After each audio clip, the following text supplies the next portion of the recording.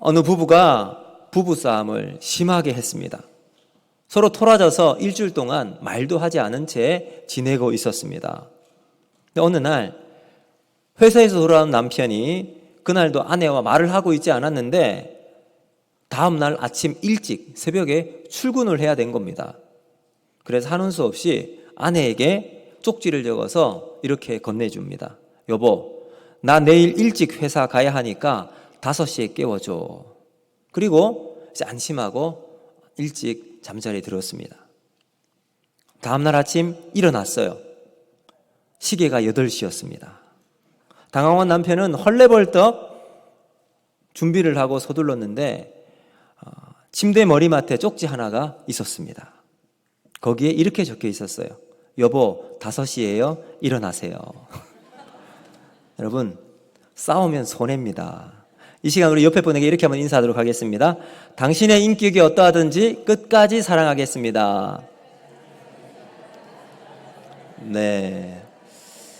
여러분, 우리 주변에 보면 싸움이 일어나는 것을 가끔 보기도 합니다. 가정에서 싸움이 일어나기도 하고요. 직장에서도 알게 모름 다툼이 있을 수도 있습니다. 지금 우리나라 정치권도 보면 양분되어서 진영 싸움에 여념이 없습니다. 보이지 않는 경제 전쟁이 나라별로 치열하게 벌어지고 있습니다. 네, 이런 전쟁 속에 우리가 들어가게 되면 어떻게 될까요? 엄청난 희생과 대가를 치루어야 합니다. 그래서 될 수 있으면 그런 전쟁은 안 들어가는 게 지혜롭습니다. 괜히 끼어들면 온갖 것들이 우리에게 큰 피해를 주기 때문입니다. 그런데 오늘 말씀을 한번 보시면 이 지극히 당연한 논리를 깨버리고 자신과 아무런 상관이 없는 직접적인 관계도 없는 남의 전쟁에 무모하게 뛰어든 한 사람이 등장합니다. 이 사람이 바로 아브라함입니다.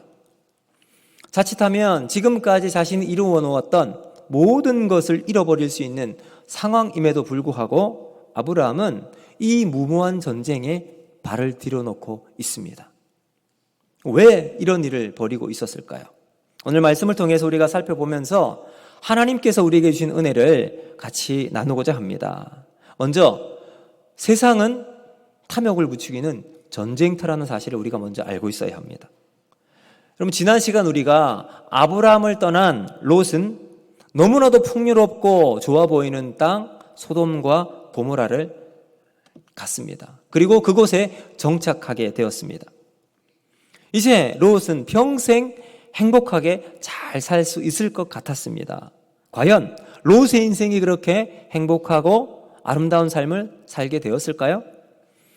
그리고 오늘 본문 시작하는 14장을 보면 이렇게 시작합니다. 14장 1절 2절 보시면 같이 한번 읽어보겠습니다. 시작. 당시에 시날 왕 아므라벨과 엘라살 왕 아리옥과 엘람 왕 그돌라음멜과 고임 왕 디다리, 소돔 왕 베라와 고무라 왕 비르사와 아드마 왕 시납과 스보임 왕 세메벨과 벨라 왕 곧 소알 왕과 싸우니라. 자, 어떻게 시작하죠? 14장 들어오니까 전쟁이 일어나고 있습니다. 여러분, 성경의 최초의 전쟁이 바로 이 14장에 나와 있습니다.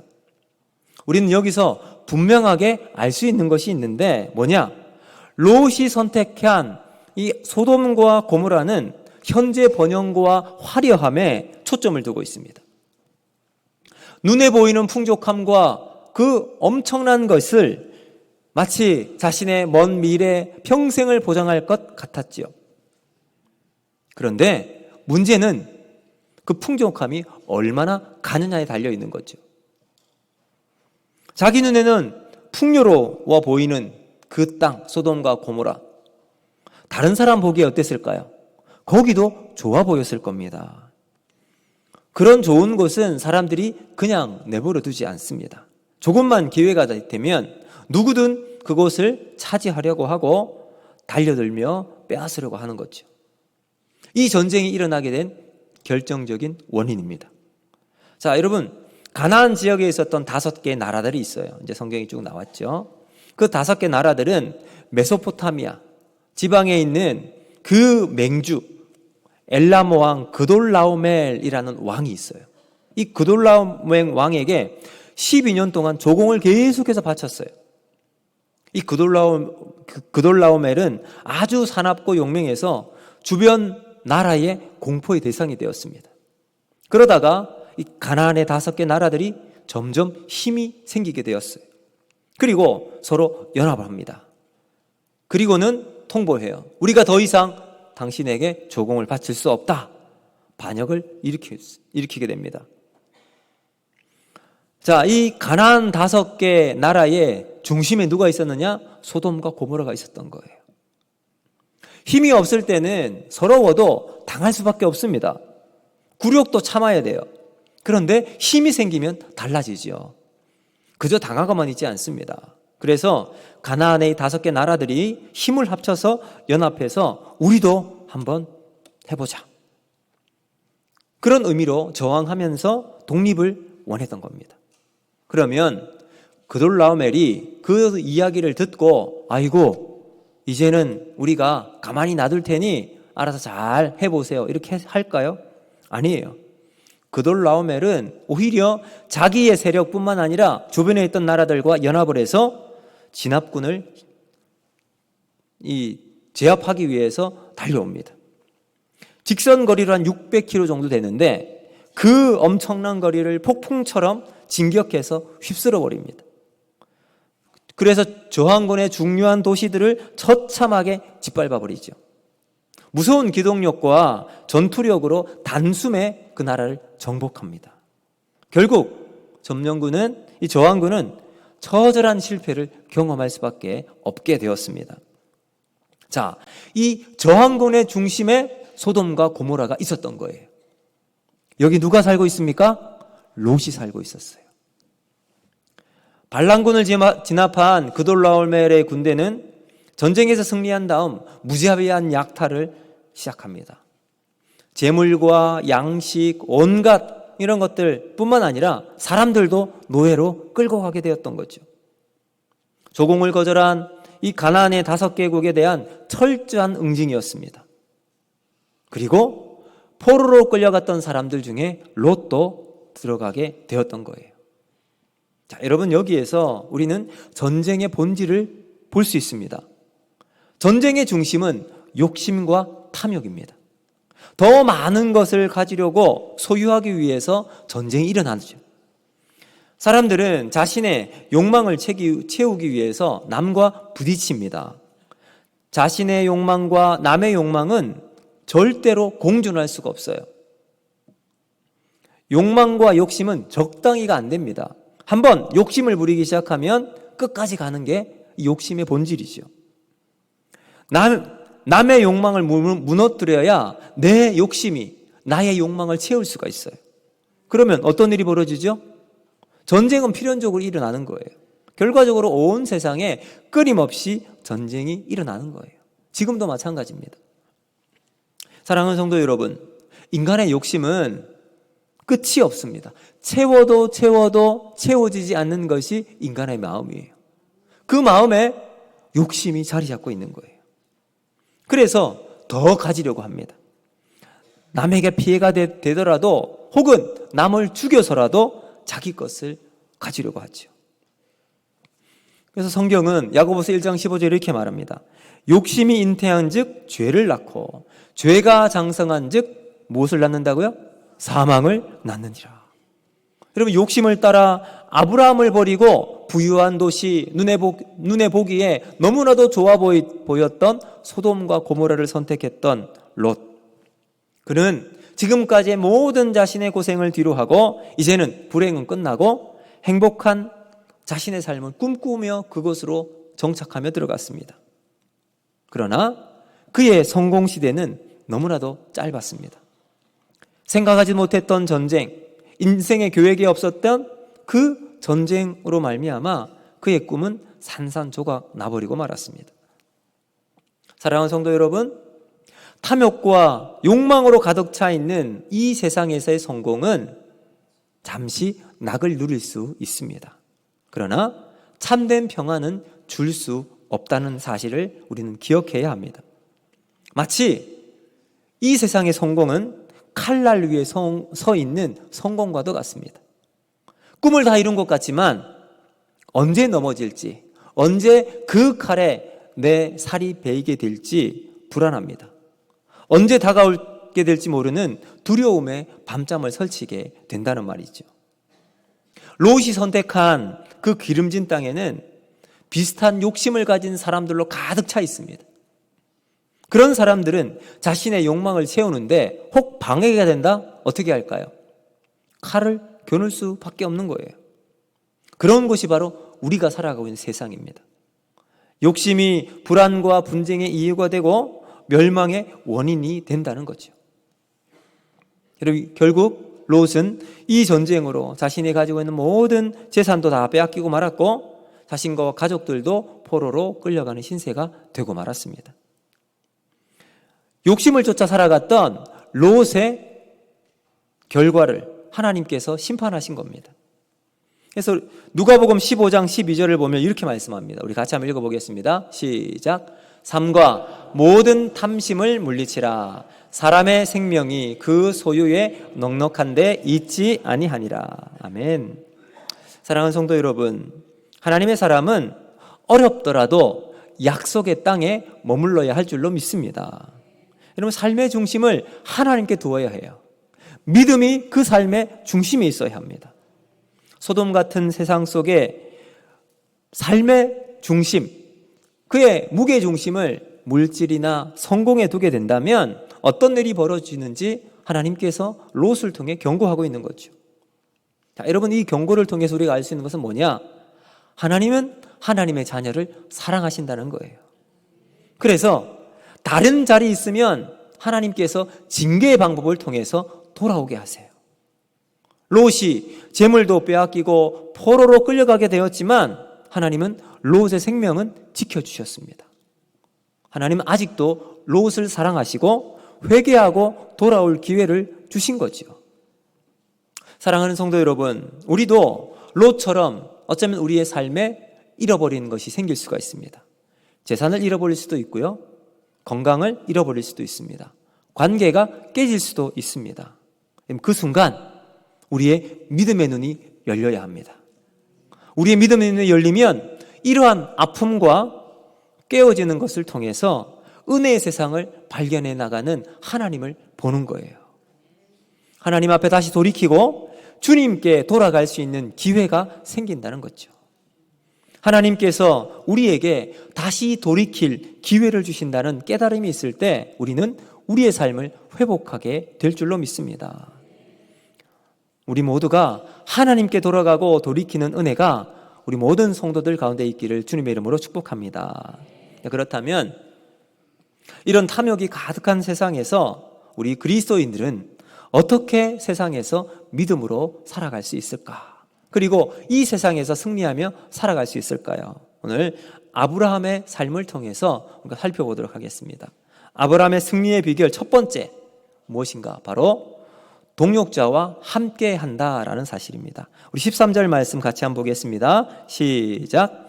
도망한 자가 와서 히브리 사람 아브라함에게 알리니 그때에 아브라함이 마므레 상수리 숲을 근처에 거주하였더라. 마므레는 에스골의 형제요 또 아넬의 형제라. 이들은 아브라함과 동맹한 사람이었. 아멘. 그럼 여기 보시면 마므레, 에스골, 아넬 이렇게 있죠. 다 사람 이름으로 나와 있는데 사실은 지역 이름입니다. 그 지역에 살고 있는 사람들이 이제 시초가 되어서 땅의 이름으로 정착이 된 거예요.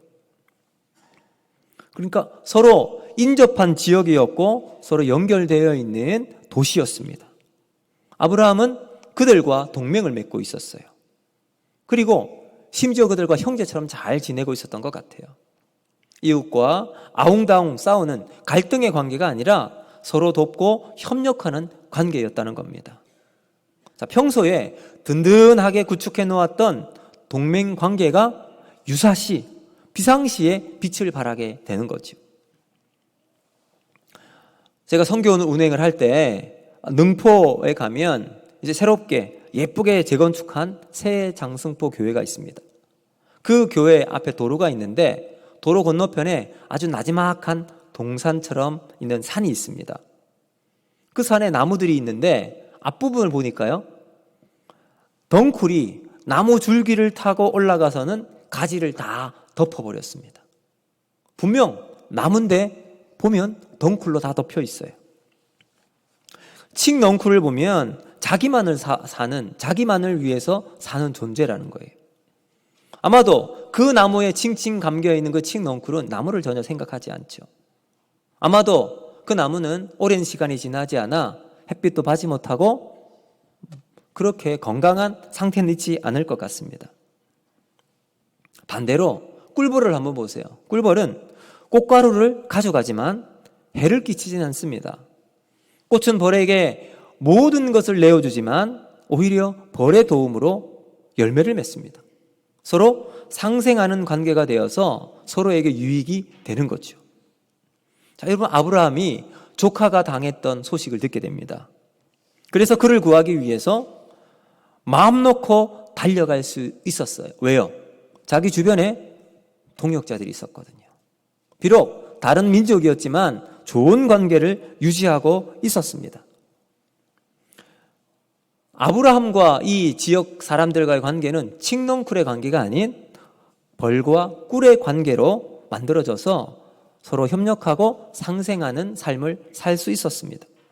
사랑하는 성도 여러분, 우리는 이웃과 화목을 넘어서 사랑하는 관계로 나아가야 할 줄로 믿습니다. 그래서 야고보서 1장 27절을 보면 이렇게 말씀합니다. 같이 읽습니다. 시작.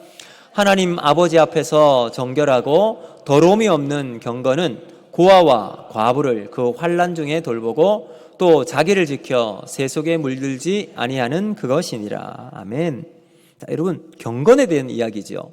경건은 자기를 지켜서 세 속에 물들지 않는 것이 경건이에요. 그런데 고아와 과부를 돌보는 것도 경건이라는 거예요. 우리 주변에 이웃들이 있습니다. 특히 연약한 자들에게 사랑을 전하고 참된 경건을 보여주는 우리 그리스도인들이 되어야 합니다. 자, 롯과 아브라함의 차례를 우리는 여기서 찾아볼 수도 있습니다. 롯이 소돔과 고모라를 이동했잖아요. 그곳은 훨씬 더 사람이 많습니다. 그런데 롯 주변에 사람들이 많을 것 같은데 알고 보니 없었어요. 롯이 전 재산을 빼앗겨서 사로잡혀 갈 때 그 옆에 도와주는 병사들이 있거나 목자나 동맹자들이 목숨을 걸고 그와 함께하며 그의 삶을 지켰더라. 이런 말이 성경에 없어요. 한 번의 전쟁으로 너무나도 허무하게 자신의 모든 것을 빼앗겨버리는 롯의 모습을 보면서 롯이 이웃과 어떤 관계를 살았는지 우리는 짐작해 볼 수 있습니다. 그런데 아브라함을 한번 보세요. 아브라함은 롯에게 좋은 것 다 양보했어요. 눈에 보기 좋았던 소돔과 고모라 땅 그 동편을 롯에게 양보하고 자신은 허허벌판인 곳에 자신의 장막을 치고서 양떼와 자신의 이 양떼와 속대를 먹였습니다. 그러나 아브라함 옆에는 유사시 함께 목숨을 걸고 싸워줄 친구와 동역자들이 있었습니다.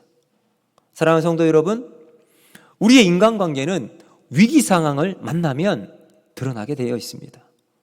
이익과 돈을 위해서 관계를 맺는 것이 아니라 하나님이 주신 비전과 믿음으로 세워진 성경적인 가치관으로 관계를 만드시는 저와 여러분이 되기를 바랍니다.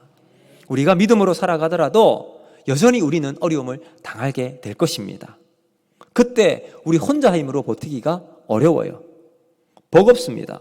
바로 그때 우리 주변 영적인 믿음의 형제 자매와 교제하면서 영적인 네트워크를 구축해서 나가면 우리는 이기고 힘을 얻게 된다는 거예요. 그래서 전도서 4장 9절과 10절 말씀을 보면 이렇게 말씀합니다.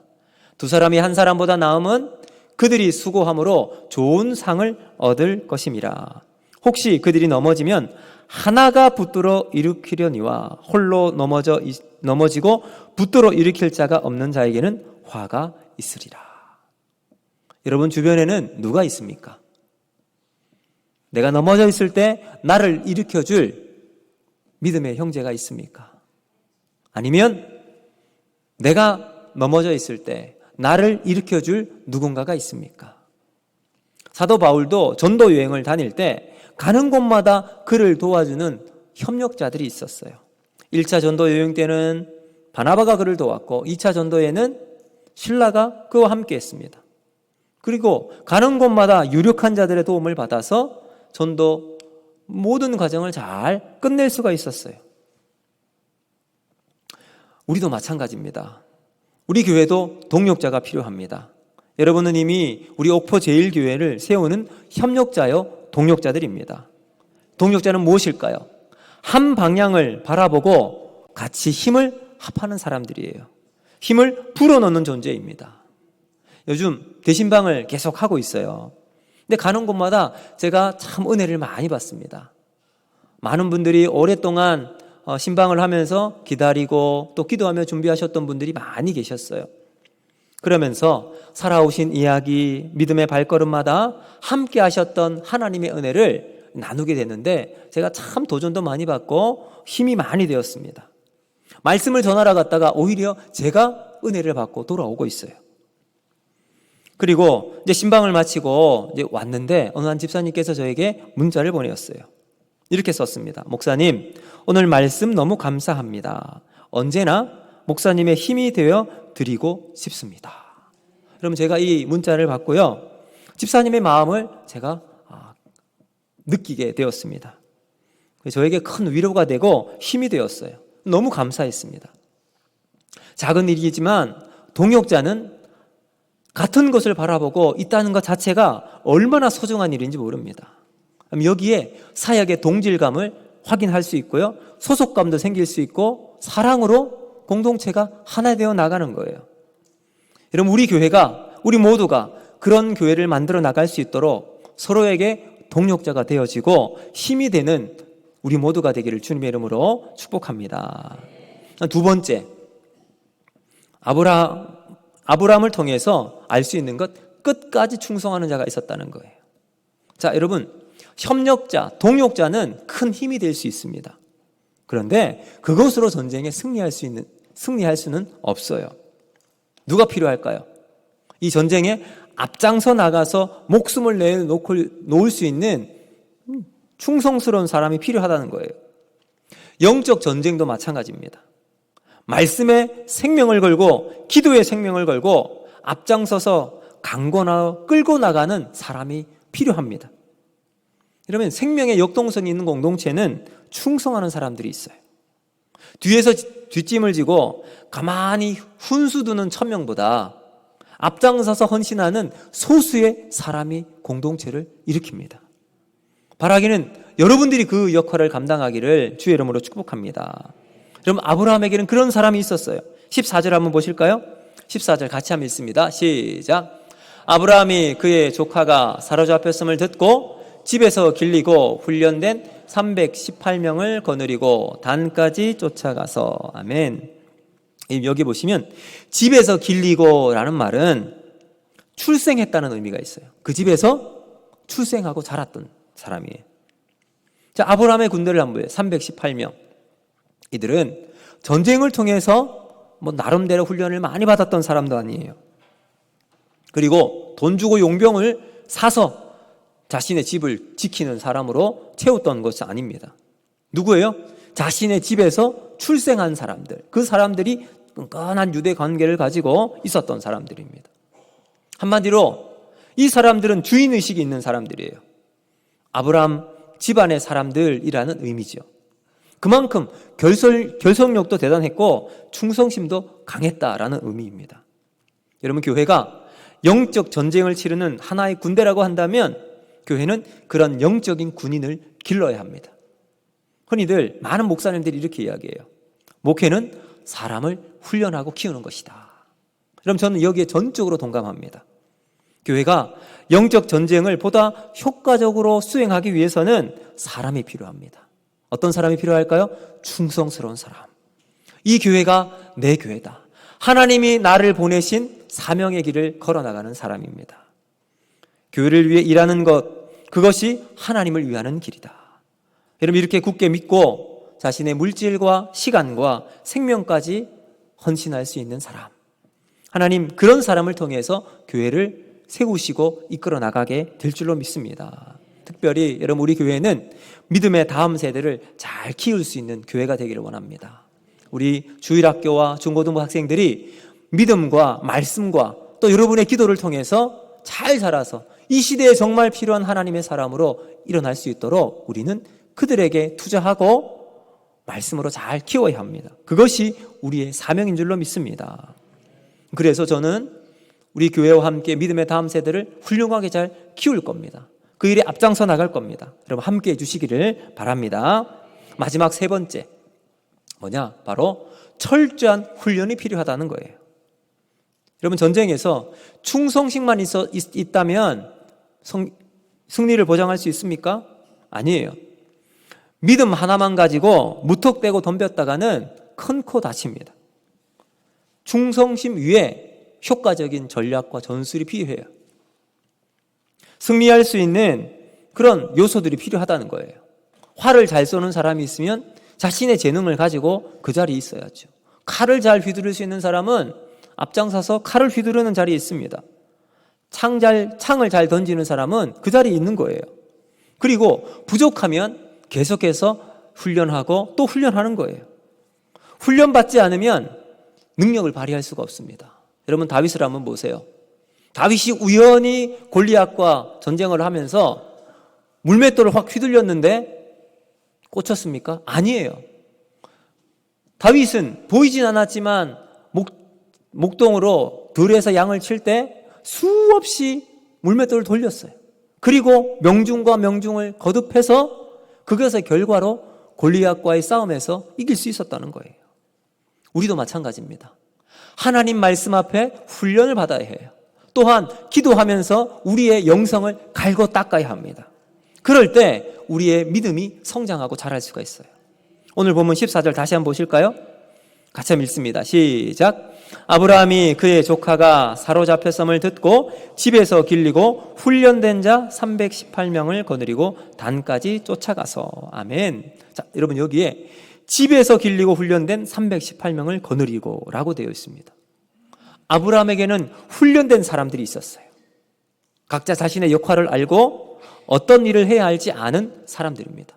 그리고 이 사람들은 아브라함의 명령 하나면, 말만 떨어지면 어떻게 그 일을 감당해야 될지 알았던 사람들이에요. 아브라함 승리의 결정체는 바로 훈련받은 사람들이 함께 했다는 거죠. 자, 이것을 뒤집어서 한번 생각해 보면요, 사실 이것은 말이 안 되는 이야기잖아요. 어떻게 그렇게 강력한 군대와 잔혹하고 무자비한 결과로 가나안의 5나라를 무찔렀던 그돌라오멜 군대를 318명을 데리고 가서 이길 수가 있습니까? 불가능한 일인데 결과는 이겼어요. 여기에 비밀이 있습니다. 여러분, 훈련받은 자들은 철저하게 아브라함의 명령에 순종하고 그대로 따릅니다. 훈련의 목적은 일당 100 이런 전투 능력을 기르는 데도 있지만 철저하게 아브라함이 중심이 되어서 믿음을 가지고 그대로 일사불란하게 움직이는 데 있습니다. 우리도 마찬가지예요. 우리의 대장 되신 예수님께서 말씀하실 때 그 말씀대로 우리가 해야 될 일들, 우리 중에 누구는 찬양을 하며, 우리 중에 누구는 교사로 섬기고, 우리 중에 누구는 구역장으로 섬기며 하나님 말씀을 전하고 협력하고 성도들을 다독여서 믿음으로 예배할 수 있는 자리에 있는 훈련된 자가 필요하다는 거예요. 여러분, 이런 훈련을 통해서 강인한 군대, 영적인 군대로 거듭나고 하나님이 기뻐하시는 교회로 만들어 나가는 것, 그것이 우리의 사명인 줄로 믿습니다. 여러분, 훈련이 잘 돼 있는 이 훈련이 잘 돼 있는 군대를 한번 보세요. 그 안에 있는 군인들은 강인한 군인 정신을 바탕으로 지휘관이 말만 하면 그대로 따라합니다. 절대적으로 신뢰해요. 그래서 총알이 날리는 그 전장에 들어가도 앞으로 하면 앞으로 가는 거예요. 왜요? 훈련받으니까 그런 거예요. 우리가 믿음으로 잘 훈련받으면 성경을 통해서, 기도를 통해서, 말씀을 통해서 우리는 더욱 우리의 대장 되신 예수님 앞에서 우리의 믿음의 길 잘 걸어 나갈 수 있게 될 줄로 믿습니다. 그러면 환경이 문제가 되지 않습니다. 여건을 따지지 않습니다. 우리는 오직 말씀 앞에서 예수님 앞에 우리의 삶을 헌신하고 나갈 수 있게 되는 거예요. 왜요? 우리 예수님이 우리의 삶을 확실하게 인도해 주시는 분이다. 이 믿음이 있기 때문입니다. 이 인도해 주시는 확실한 믿음 가지고 살아가면 우리는 세상에서 승리하는 주님의 군사가 되게 될 줄로 믿습니다. 여러분, 오늘 이 말씀을 잘 기억하면서 우리는 더욱 하나님 의지하고 믿음으로 살아나가는 저와 여러분이 되기를 주님의 이름으로 축복합니다. 이제 말씀을 마치도록 하겠습니다. 여러분, 세상은 참 탐욕적입니다. 이런 세상 속에 우리가 믿음으로 어떻게 이길 수가 있습니까? 저는 3가지로 말씀드렸어요. 첫 번째, 동역자예요. 이웃과 좋은 동역자의 관계를 맺어나가고 교회에 좋은 동역자가 되기를 주님의 이름으로 바랍니다. 또한 예수님 앞에 충성스러운 사람, 신실한 사람이 되시기를 바랍니다. 마지막 3번째, 훈련받아야 합니다. 여러분 있는 그 자리에 충성스럽게 있으되 내가 해야 할 일이 무엇인지 잘 깨닫고 그 일을 감당해 나갈 수 있길 바랍니다. 여러분 지금은 이제 신방 때문에 많이 없지만 이제 2학기 하반기가 되면 훈련을 할 것입니다.